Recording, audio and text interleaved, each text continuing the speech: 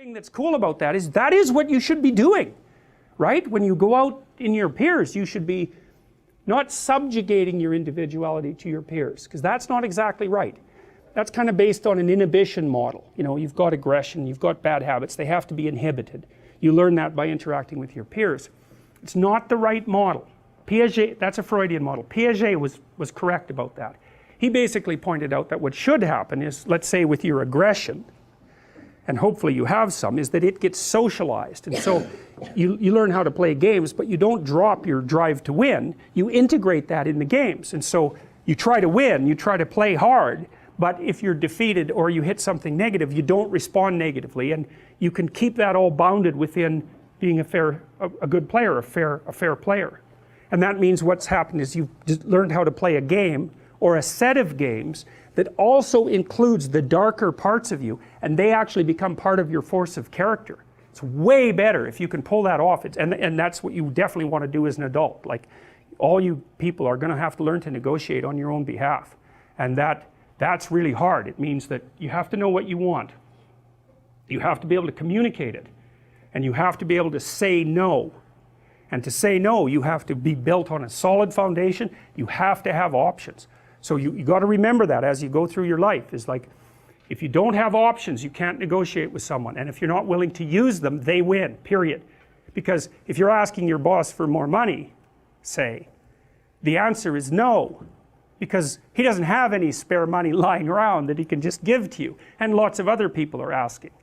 So some of that's zero-sum stuff, you know, not all of it, because often you cooperate with people and the whole pot can grow, but some of it's zero-sum. And so you better have a case made. It's like, here's how much money I should have, here's why, here's the benefit to you that will accrue if you do it, here's the consequences that you don't, they're actually real, they will cost you, and I will do them. It's like, then you can negotiate, and you don't do that rudely, but those arguments, you better have them in order. Like, so for example, if you're going to negotiate for a raise or a status shift, you better have your resume at hand, all polished up, and know where else you're going to look for a job, and you better be able to get one, because otherwise you're weak and you will not win the negotiation. And if you're too agreeable, so you're conflict avoidant, you will make less money across time. That's already been well established, and that's because you don't have teeth, not enough. And so in the little micro contests that you're going to have every day, you're going to incrementally lose to people who are more aggressive, who have bigger teeth, and that's what happens. So don't let that happen. You place yourself so you can negotiate, because otherwise you're just a facade, and in a real battle a facade is just torn down right away. So yes, well, say no more, right?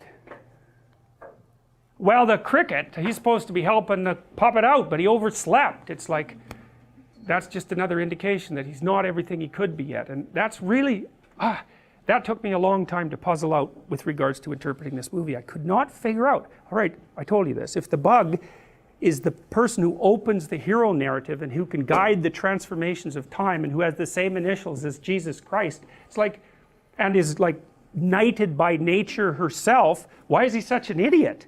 It's a very difficult thing to figure out, but the idea that the conscience isn't omniscient, even though it has that sort of, that voice of let's say, common sense, and that fits very nicely in with the Freudian idea of the superego, again, because the superego can be flawed. It can be too harsh, it cannot be properly developed. You see that often with people who are orderly. So they're high in conscientiousness. Conscientiousness fragments into industriousness and orderliness. Orderly people like willpower. They're very judgmental, and they like things to be exactly where they're supposed to be, but they're also very self-punitive. So conservatives are much more likely to be orderly, by the way. It's one of the best predictors of conservative. Low openness is the best predictor, but right after that is high orderliness. So, and it's associated with disgust sensitivity, which is really an amazing thing. We'll talk about that later. Anyways, the cricket, well, he falls down his first day on the job. He's not as conscientious a conscience as he should be. So he's feeling pretty stupid. He's got his little millionaire clothes on there, but he's really not living up to them. So he does catch up to the fox and the puppet, however, and tries to dissuade Pinocchio from going down this road. And of course the cat, well, you can see what the cat's doing there. He's got a big hammer, big mallet, and he also shows you just exactly how much of a clue he has. He's going to wallop the bug who's sitting on the fox's hat, which I think he actually does. And then the fox can't get out of his hat and has to talk through his hat, which basically is what he's doing the whole time anyways. So this I really like. So you see on the left here, the cricket is speaking inside this flower, and like I said, there's nothing accidental in these representations.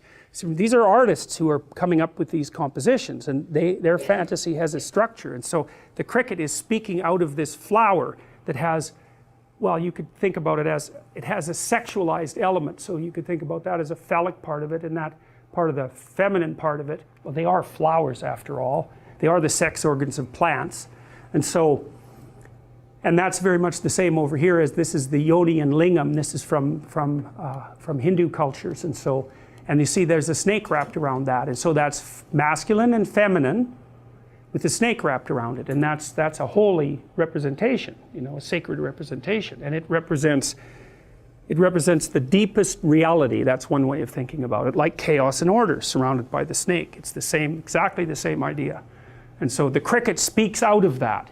We already know that because the cricket is the conscience, and he's been awakened in part by Geppetto and the good father, and awakened in part by the good fairy and nature, and so he speaks with those voices, and he's also a manifestation of the underlying chaos itself, because nature and culture spring out of chaos. I already showed you that schematic representation. Okay, so I'll just end this scene, and then we'll have like a 15-minute break, okay? So anyways, the cricket tries to make a case for why Pinocchio shouldn't go off to be a celebrity, but it's a hard case to make, because the fox is very manipulative and Pinocchio is naive, and it sounds like a good offer, and also the fox is actually quite forceful. He basically takes him by the hand. So the temptation is, and this is something else I like about the movie, you can't just say, well, the puppet gets what he deserves, because he's little, naive, and what he's facing is really malevolent, truly malevolent, and physically overpowering. And so the movie does a nice job of not minimizing the threat that's posed by this particular temptation, and that's part of what makes it art. Okay, good. So we'll stop there. We'll have a break for 15 minutes, and then we'll start with the stage. So